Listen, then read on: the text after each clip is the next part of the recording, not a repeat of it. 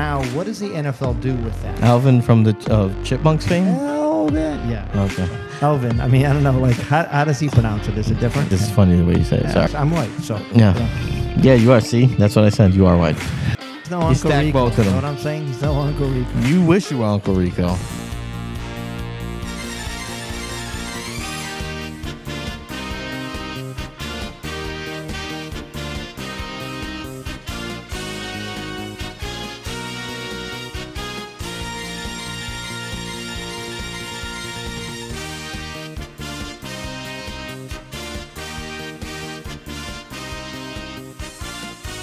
Here we go. Hey, what's going on, everybody? Welcome back to Guys on Sports.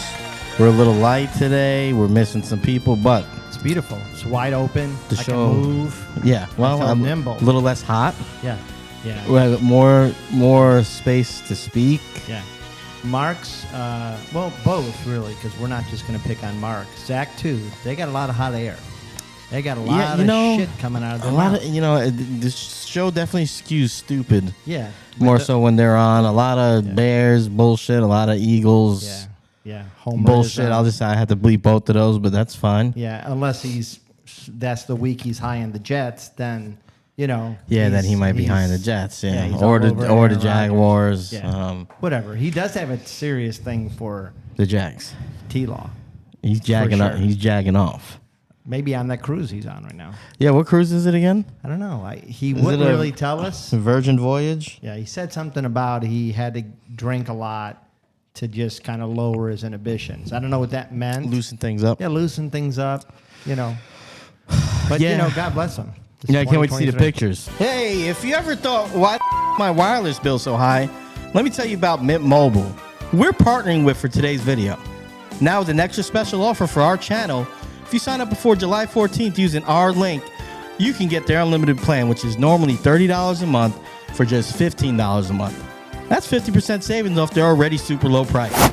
You might already know Mint Mobile if you've seen those funny ads from Ryan Reynolds, who is also an owner. Hey there, it's Ryan Reynolds, owner of Mint Mobile. But let me quickly tell you how awesome their service is. Why should you pay more than you have to for access to the same network? All Mint Mobile plans include unlimited nationwide talk and text, plus lightning fast 5G and free mobile hotspot. Switching to Mint is super easy thanks to their digital eSIM cards that you can sign up and activate immediately right on your phone from the comfort of your own home. Worried your phone isn't compatible? Mint's got you. If your phone isn't eSIM compatible, Mint will ship you a new SIM card for free. Use our link to get started or click the link in our description. Scan our QR code. It helps out our channel.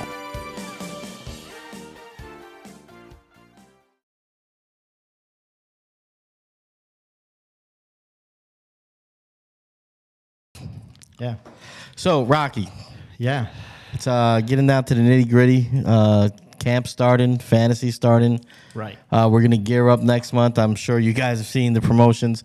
Yeah. Have a bunch of guests, but we're really going to be focusing in on fantasy for you guys, trying to help you, you know. Yeah, we need you to listen to us because well, you need to listen. You need we're not to listen. We're not going off half cocked. This is going to definitely not. This is going to be a tough episode because our topic is what?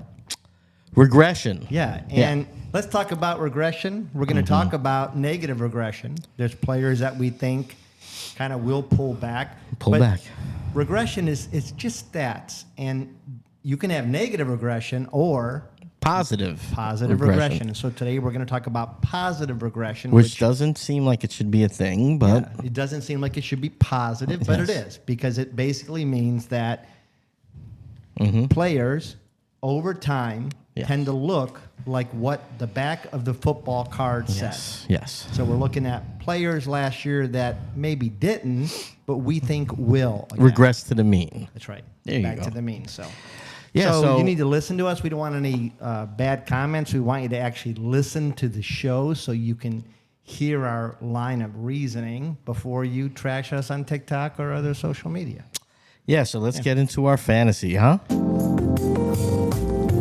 Come on, baby. I need you this week. It's your time. Time for a breakout. Ooh. I'm in the mood now. I'm in the mood. You know, we're sucking down Gatorade here like we are working out. It's just been a long day. It's been a long day. Yeah. I didn't drink any water today.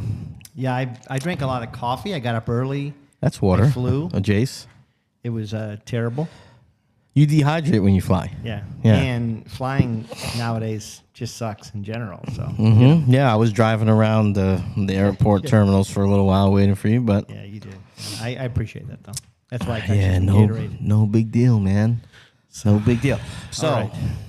take the floor. Okay, so again, we're going to start with our positive regression candidates. These are people that we think are going to come back to their mean, and I think we're going to do one of each type or one of each Type, yeah. player, you know. We're going to start with quarterback. Phil, who do we have at quarterback? Who do we think is going to return to their mean? Well, this might surprise some people, but I'm going to go with a gentleman who recently won a Super Bowl out in the sunny state of L.A., and we call that a state where I'm from. Matthew Stafford. Yeah, I didn't catch that. That's pretty bad. Matthew Stafford. Yeah, you know, if you look around the league and media right now, the Rams are kind of downtrodden. Had a tough year for them. Kupp injured, Stafford injured, a little bit of Super Bowl hangover, right? Akers was still coming back from the previous Yes, year. He that was kind of too. in the doghouse for a while. You know, just kind of a mess. Yeah, but here's the thing. I think they're being slept on right now. And we have talked about them in this offseason, and I think I was drinking the Kool-Aid as far as not really believing in them. But, you know, I've been watching, so maybe this is just the juice, but I've been watching the camp juice. And The train is leaving the station. But here's what I'm seeing. I'm seeing a guy that's coming off the best season of his career at his advanced age, throwing 41 touchdowns, over 4,000 yards. The year before, almost 5,000. almost 5,000. Yeah. He topped 4,000 the year before that too, when he was also injured in Detroit. Yep. And that was a tough year for Detroit, and he still was showing through. Yeah. Last year, they're injured, they're banged. You know, they just weren't the same. A lot of I think everything came to roost with the salary, but they seem like they're refocused. They basically had a year off, and I think he's going to be back with a little bit of a vengeance. Now, he doesn't have the upside of your running quarterbacks, but what he does have, he still has probably, one of the best receivers in the game that's going to be back healthy. You got an offensive mastermind in Sean McVay, and you got a guy that's probably looking to prove that he can still compete with anybody after coming off his Super Bowl win. And I think Stafford is going to be valuable for guys that are looking to skip on those top-tier quarterbacks. Yep. I feel like he's a guy that could give you, similar to Kirk Cousins numbers from last year, but a little bit better. Okay. Kupp could be Justin Jefferson again, like he was the year before. Yeah, and I would agree with you. Right now, Matthew Stafford is going between 20-23 in QBs drafted, average draft position, which is way too low. This is, like you said, he's a year away from having a monster season. Yeah. Even in Detroit, with nowhere near the weapons like a Kupp, he almost always averaged right around 27 to 30 touchdowns. So last year he had 10. Part of that was injury. Yeah. But when did they shut him down last year? I'm trying to remember. I think it was. I know they went through a couple quarterbacks, including. He played 9 games last year. Yeah, he played 9 games, and then they had the. I'm blanking on Cleveland's quarterback. They had Mayfield for 2 your games. your quarterback. Yeah, for 2 games. They had that running quarterback, Anthony Wolford. Yeah, Wolford, and then they had Anthony something. I don't know. Anthony Walker, I believe. Anyways, but Yeah. So he had 10 touchdowns in 9 games, so he barely averaged. Yeah, over it was a yeah. bad year. I think, like I said, a lot of things came to roost. Super Bowl hangover, that salary cap situation, just a bad year for them. They needed a reset. Yeah. But I think now, he's a value, and I think he'll bounce back. And he shouldn't be being drafted as a 23rd overall quarterback. No, he shouldn't, because there are some issues with LA, but I think a lot more of them are on defense. Yes. I think their offense, with a healthy Akers, with a healthy Kupp, with Van Jefferson, who I'm high on as a second receiver, if they improve their line at all, which they did try a little bit, Yeah, we'll see how that works out. I kind of feel like he could do 3,800 to 4,200 yards. I think he'll go over 4,000 again because the issues on defense, I think they're going to be forced to throw the ball a lot more than they want to. Yeah, and you can wait for him almost, to round, 6, 7, 8, 9? Yeah, I think you could get him later. I mean, Maybe what did you so. say he was going 23rd 20 overall for 20 to quarterbacks? 23rd, yeah. So I mean, that's bargain bin bad. stuff. Yeah, it's bad. So, anyways, but I think this is a good candidate for positive regression. Positive regression. All right. That's Rocky's new thing, right? Yeah, I like that. I do like positive regression. It's a nice little spin. I'm going to start using that in my line of work.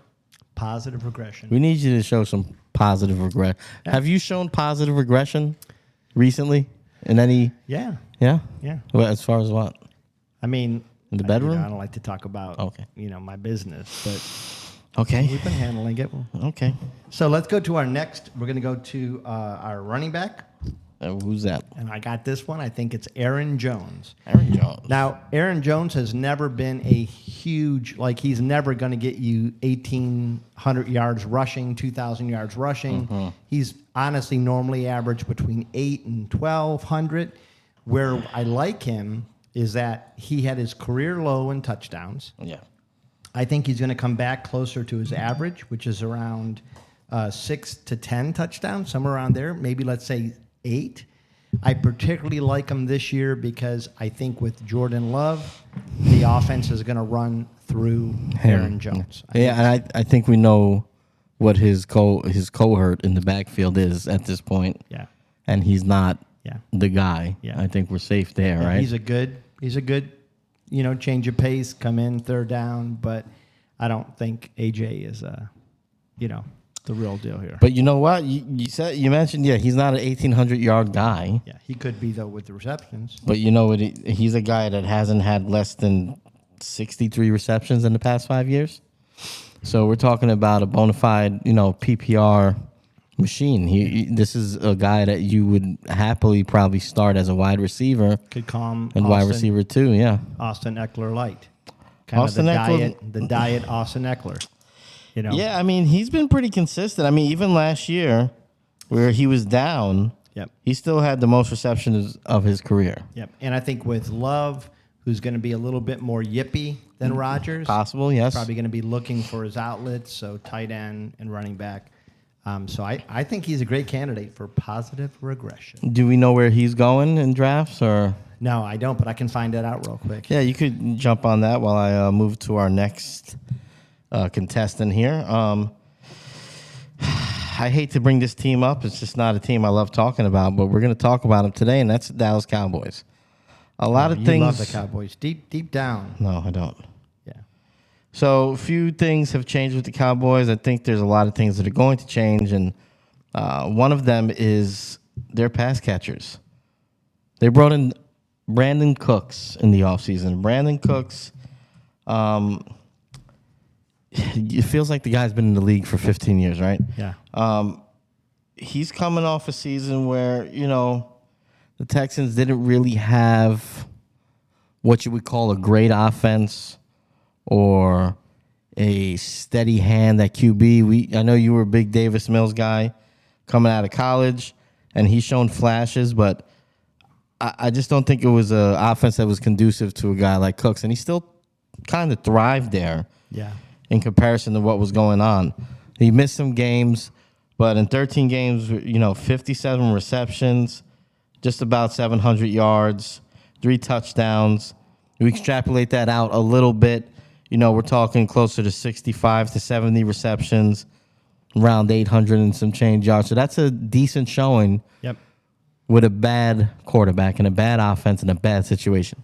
And so you're saying, I need to hear you say this. You're saying Dak is a good quarterback. 'Cause I feel like you're saying, he's a better quarterback. I think you were saying he was good. No, I was never saying he was good. He's better than Davis Mills, though. I will give him that. Better than Jones? No, he's not. I don't think he's better than Jones at this point in his career. Have to be out there. That's fine. But I do think that Dak has been a good fantasy quarterback, and Dallas has, the past 5 years, been a good fantasy offense to kind of source players from. Now, I never do that. Yeah. I really don't, because I just can't stand to root for any of them. I mean, if you look at Dak's stats, his first 5 years, they're better than Brady's. Yeah, This I is mean, true. they're great stats. Yeah. I mean, I think here's the caveat here is I think a lot of that had to do with Kellen Moore. And I think we've heard a few people kind of point that out, especially Zach, who's not here today, saying that the absence of Kellen Moore is going to do a lot more damage than people think. Yeah. I believe him to a certain extent. I'm kind of waiting and seeing how that's going to play out. So that might affect us a little bit. But Cook's going to have all the opportunity in the world. Well, in Cook's last 5 years where he wasn't injured, he had one injury-plagued season where he only got about 8 games in. But prior to that, he had averaged 78 receptions, 1,140 yards, and 6.4 touchdowns. And right now his ADP is 7th round, 9th pick. That's crazy. So, That's yeah, I'm average, looking so- at, last 81 receptions in 2020, 90 in 2021, and last year, like we said, 57. Yeah. But he would have been approaching close to those numbers if he played the 4 other games. Yep. Over 1,000 in 2 of those 3 years. Yeah, I think he's still a strong downfield candidate. threat, too. Yeah, I mean. He hasn't lost his speed. He's always actually been a decent route runner. Mm-hmm. And I think this is probably the best team That he's been played on? Well, I don't know. He's been on every team on earth. Well, he played He's with with the those Rams. powerhouse New Orleans teams, too, early in the 2000s. Yeah. I mean, Saints. 2010s. Saints, Rams. Who drafted him? The Saints. So Saints were the draft. Then he was traded to Rams. I think he's been was on he one other team. No, he wasn't traded. He went to New England. Then he went to L.A. He was traded to L.A. And then he's been with Houston the past 3 years. Yeah, you're right. I know. Patriots 1 year. Yeah, I said that. And I said New England. You said, okay. Yeah. You said Patriots. Okay. All right. So, anyways, for a guy that you can get in the 7th round, Oh, man. that's a steal. This is I'm going to go out on a limb a little bit here. And we haven't even mentioned CeeDee Lamb on the other side of the field is going to, really give him some coverage here. Yeah. But, man, for all you guys that are jumping out of your socks to go grab Devontae Adams high in the first round, man, this is one of those drafts this year where you go get your 2 running backs, get the best running backs you could get, And then go take a get receiver. Waddle late in the 3rd round, go get Cooks later in the draft. Because wide receiver, more so than any other position, I feel like you have these guys that are creeping around that are just target eaters, and they're going to get theirs, and they're going to maybe not score as many touchdowns, but they're going to just eat up receptions, and at the end of the year, lo and behold, he's going to be a wide receiver 2 for you probably. Yep, I would agree with that. And also, I did check. Aaron Jones is going in the 3rd round, 5th pick.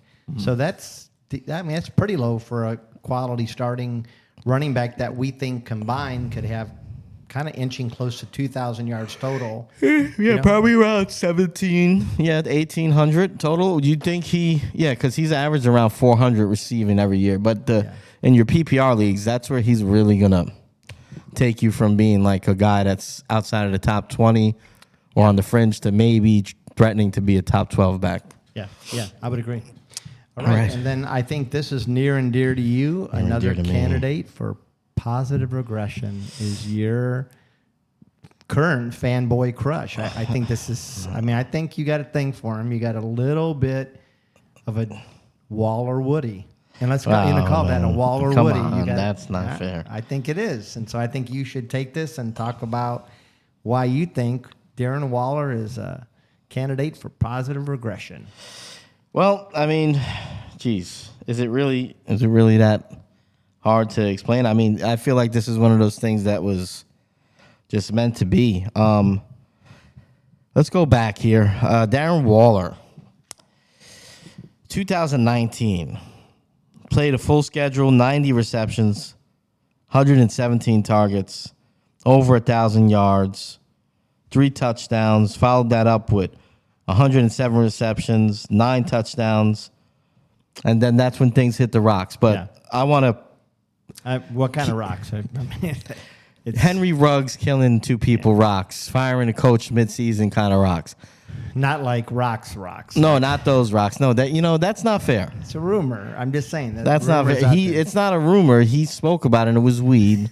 Okay, and it was like in college. But all that aside, Yeah.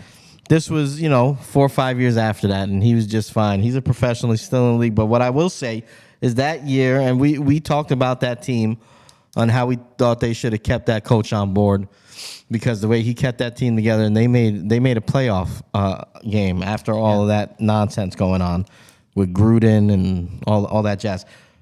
Still that year, 11 games played, 55 receptions, close to 700 yards, a couple TDs, but we could tell things were fading a little bit. He was banged up. 2022, this is where it really gets interesting. I think that he had a little bit of the lingering issues with the injuries, but what I've heard is there was issues in that locker room with Josh McDaniels, not just with Waller, but with a few players, and that Waller was kind of on the outs throughout the season with the coaching staff. Well, and it looks, I mean, if you see what they've done, they kept who they wanted to keep, Yes. which is Josh, and they got rid of the quarterback. Waller and Carr, Yeah. probably the best two players on the team before Yeah. that, right? Besides Mac, Yeah. before they traded him. But I think he's a lot healthier than people think that he was last year. He looks super healthy, but the thing is that New York, the Giants have needed a red zone threat, number one, for probably the past 5 seasons. They now have that, a legitimate guy that just can win matchups. He could bully cornerbacks, and he's just too fast for safeties. If we're talking about just pure skill, I don't think there's a tight end in the league that is more talented than him, save for, I mean, I could say Got Ingram, Kelsey. but Kelsey, I don't think, I'm saying talent. Kelsey, I think, is a different, Kelsey is just, he knows where to be. He's He's like, a perfect route runner, yeah. he's a smart guy. He knows how to sit in zones. But Waller, I don't think there's a guy in the league that could cover him. And I think the way the Giants plan to use him, I think he's going to be their wide receiver 1. They're going to use him to manipulate everything else on the field, much like they did Barkley last year.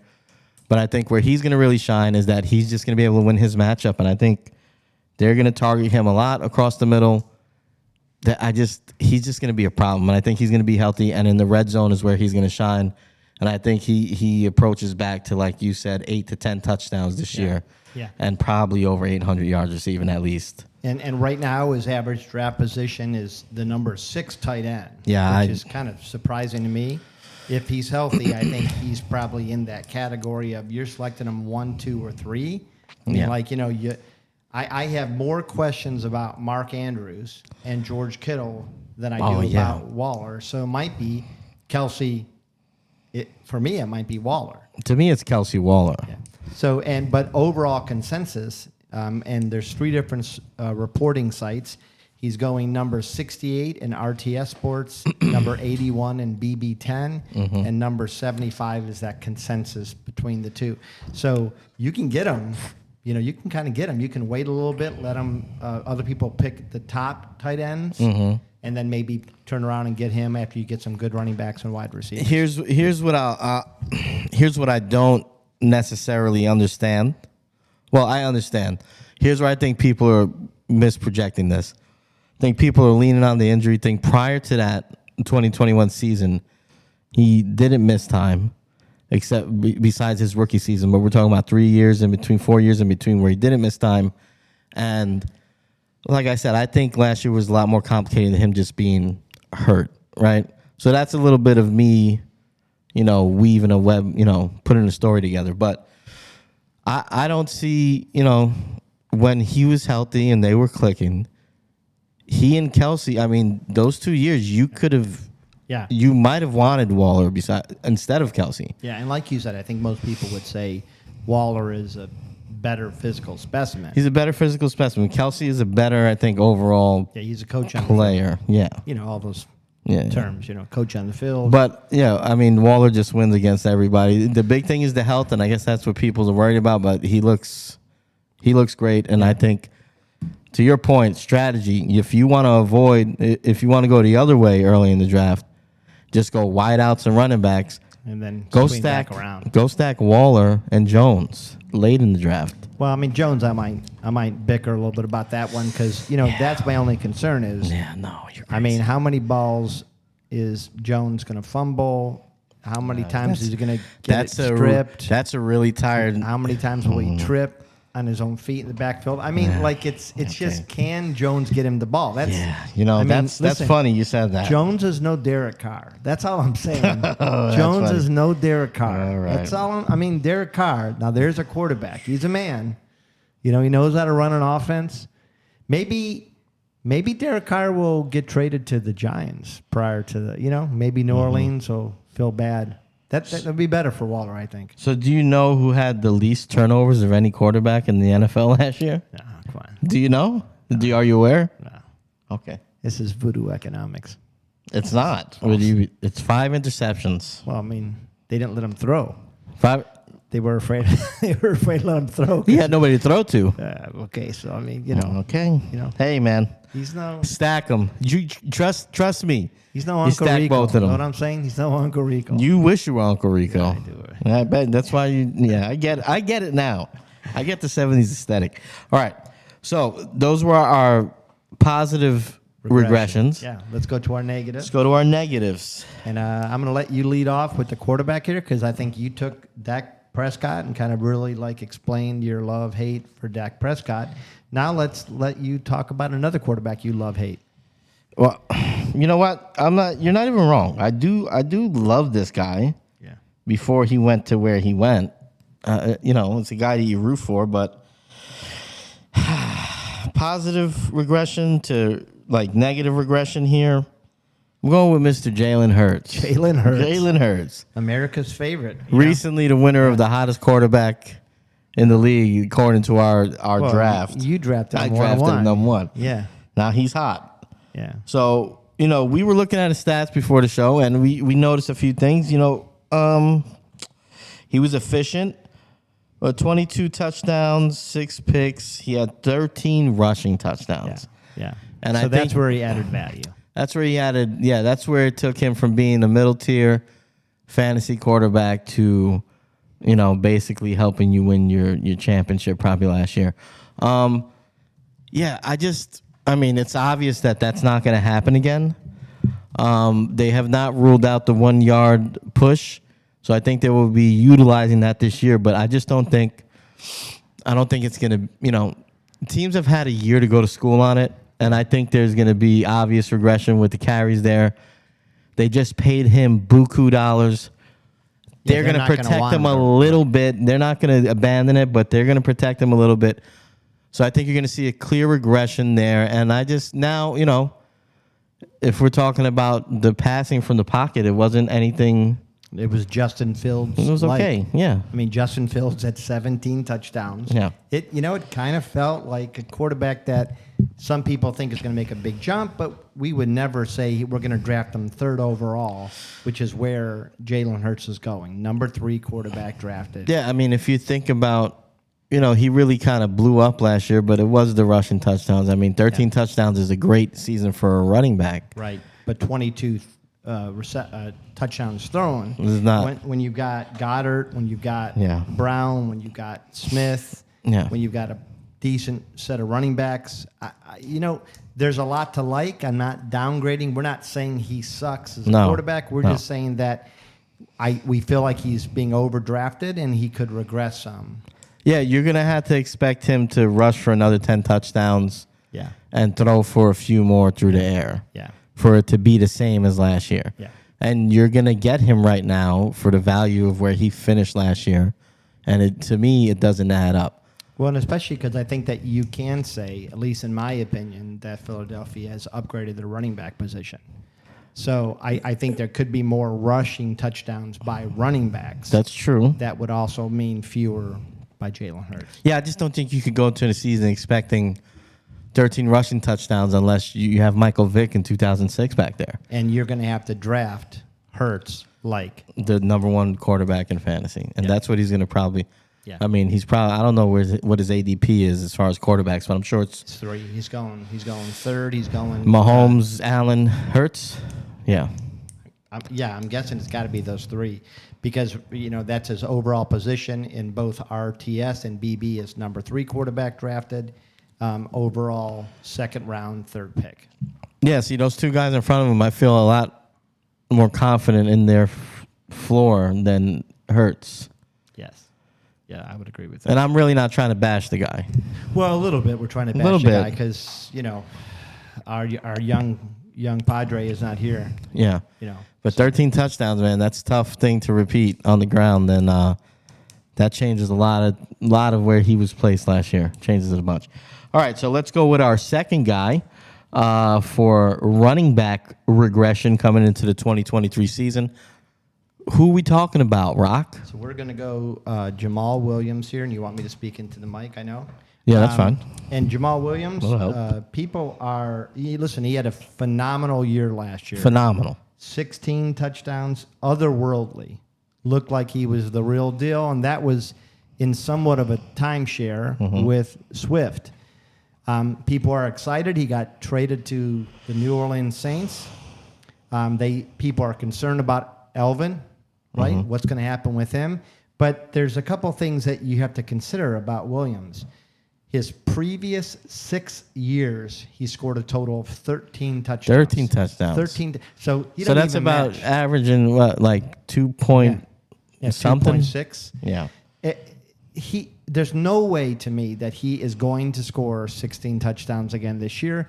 And as another knock, Elvin just got found innocent of the criminal charges. And so now what does the NFL do with that? Alvin from the Chipmunks fame? Elvin. Yeah. Okay. So, I like, Elvin. I mean, I don't know, like, how does he pronounce it? Is it different? No, it's fine. It's just funny the way you say it. Sorry. Elvin. Anyways, I'm white, so. Yeah. Yeah, you are. See? That's what I said. You are white. Yeah, you admitted it finally. So I think that the NFL is going to have a hard time suspending him for very long. Now, they could suspend him. They're probably going to. The video looks harsh. Yes. But I don't think he's going to get anything like Deshaun Watson. Yeah, no, I don't think so he's either. going to kind of come back and maybe get 3 games, 4 games possibly, which will also cut into Williams. Yeah, it's interesting. What is his role in New Orleans? I think things were just perfect in Detroit. I think he fit that team in the locker room. I think if he had made more money early in his career, he stays in Detroit. Yeah. But I think he's seen a chance to, get the bag here a little bit. Get paid a little bit, yeah. Yeah, cash in while he can. He's been a backup his whole career. Well, and the thing is, too, that, he was in a good situation because Swift couldn't seem to stay in the field. Yeah. Obviously, Detroit didn't really like him because they went out and drafted another running back and then traded him. Well, I think they liked him, but I think they knew he wanted to get paid. Well, and he wanted to be the feature role, but they didn't see that. No. Kamara has been the feature back. Like when he's on the field, he is not like coming off the field. No. Yeah, he is what Swift wants to be. We've had other backs in New Orleans. One is Latavius Murray, who have shined or shown well as a running back too. As the running back too in spots when Kamara, but they're not what I'm saying. He fit in Detroit because they wanted to ground and pound. They're a very old school way they played last year.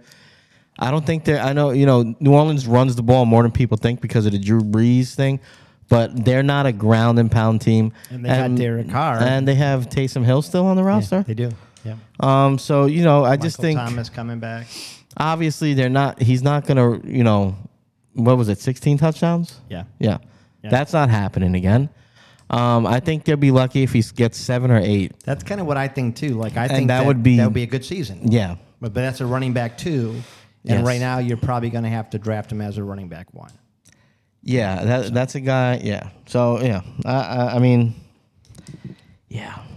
Anyways, I think much like him cashing in on his contract, I think the fantasy value this year is very attached to last year, and I think this is hard for us because we love the guy. I like him a lot. Yeah, we love the guy. You loved him on, the Hard Knocks. Yeah, Hard Knocks.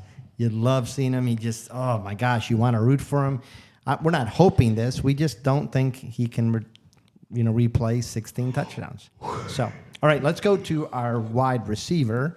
And this is near and dear to you, Christian Kirk. Not near and dear to me. What? Negative regression. Well, you brought him up. I think you had some pretty good points. Well, yeah, okay, yeah. Near and dear to Zach. He's dumping everybody that's on the Jags this year. Now, I will say Christian Kirk, the last couple of years, he's had some strong seasons. He's kind of elevated his game. He's actually played a full schedule the last 2 years, 77 and 84 receptions, respectively, cracking the 1,000-yard mark finally this season. But I will remind everybody that they have a guy that everybody seems to be high on stepping on the field this year. That's Mr. Calvin Ridley, who is a wide receiver 1 in his own right, if his head's in the right place. We have the second year of a Doug Peterson offense, an offense that I think, as if you believe that Trevor Lawrence is developing as well as people think he is, especially in the second half of the season, they're going to spread the ball around a little bit more. Now, Kirk does get those downfield throws. He was very efficient at them last year, I think hitting on 61% of downfield throws. And I think that's part of your concern. That's part of it. You can mitigate that a little bit with the fact that he does seem to run his deep routes in the middle of the field, which, you have a better clip of downfield catches in the middle of the field, but really does that as well. I think my biggest concern here is that I think last year was kind of a banner year for Kirk, and I think you immediately put a guy on the field who may be better than him. Yeah. That we obviously have to see, because I've famously said that I don't know if he's going to be the same, but if he is close to the same, you have a guy that's close to better than him. Evan Ingram went on a tear at the end of last year, another versatile, explosive player.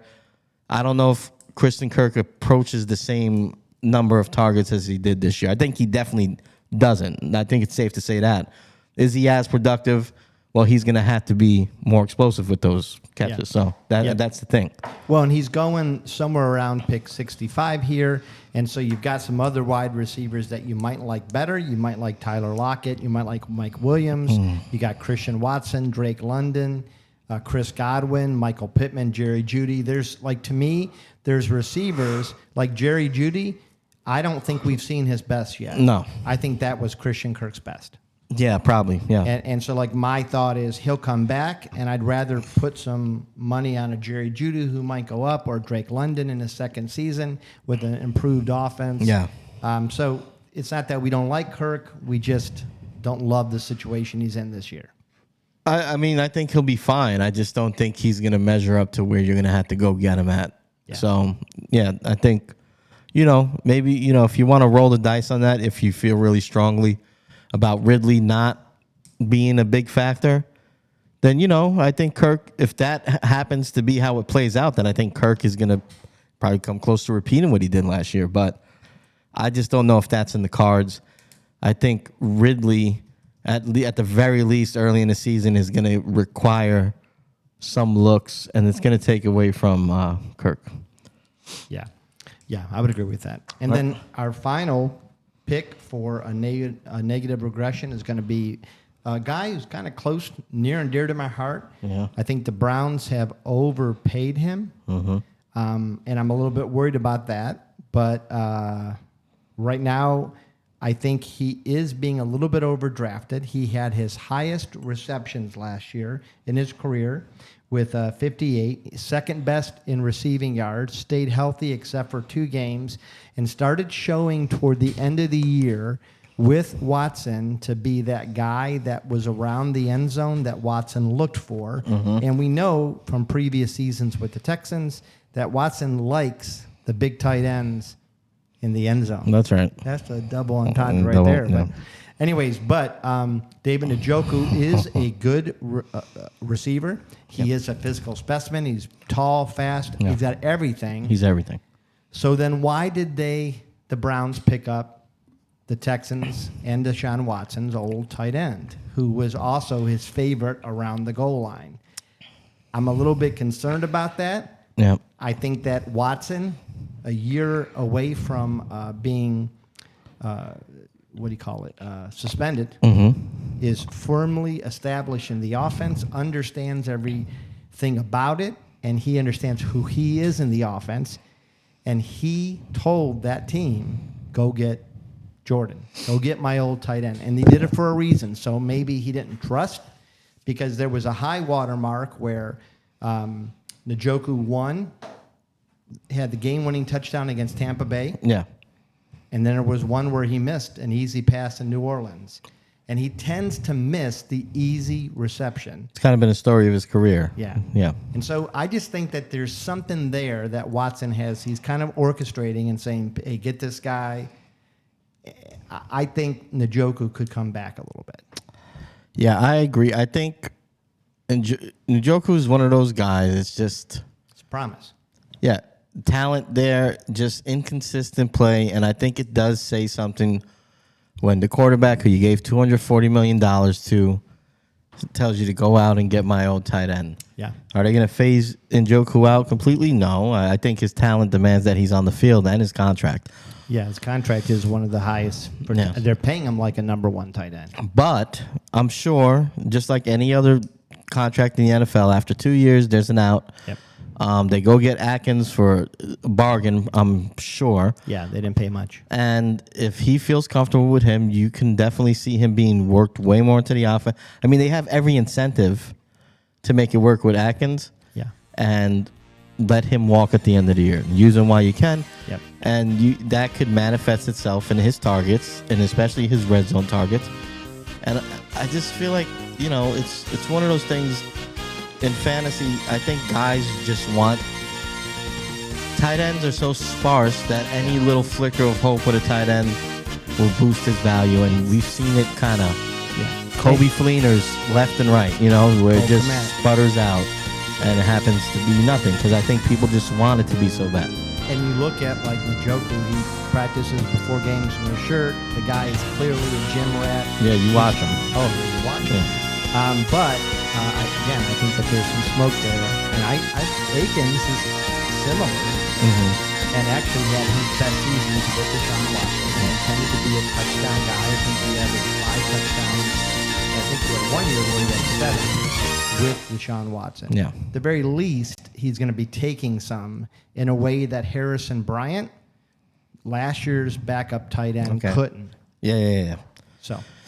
So there you go. I mean, positive, negative. Positive, negative. So we give, we take. Let's go. I just want to go through them again. So our positives were Matthew Stafford gets a new lease on life after basically a siesta for a season. Yeah. Got Aaron Jones, who's a little bit undervalued, is going to be kind of a safety valve for his young upcoming quarterback. Brandon Cooks, who's going to spell CeeDee Lamb on the other side of the field with a sucky but fantasy dependent quarterback and offense in Dallas. And Darren Waller, who's also going to have a chance to bounce back and return to form. Yeah. Tell us about the regression. So on our negative side, we've got QB. Hey, this is going to be tough for young Zach to take, but Jalen Hurts. We think there'll be some regression there. At wide receiver, we've got Christian Kirk. Not that we hate him, but we think Ridley's going to be coming on strong.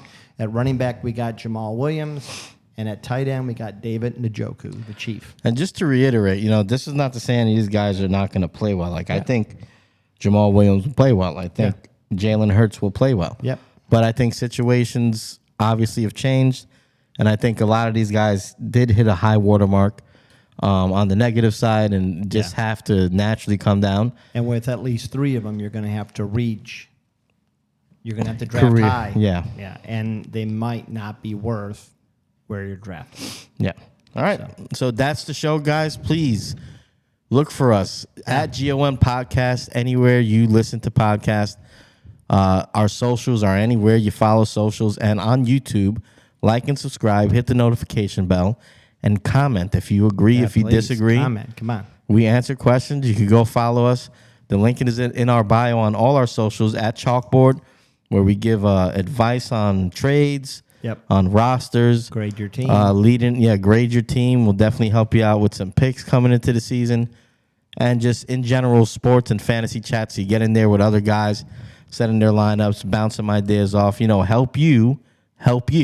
Yeah. So, please. We kind of appear to be smart sometimes. Sometimes we seem dumb. In every situation, we are honestly trying to help you out. We're giving you our advice. Yep. So that's the show. We love you. Peace.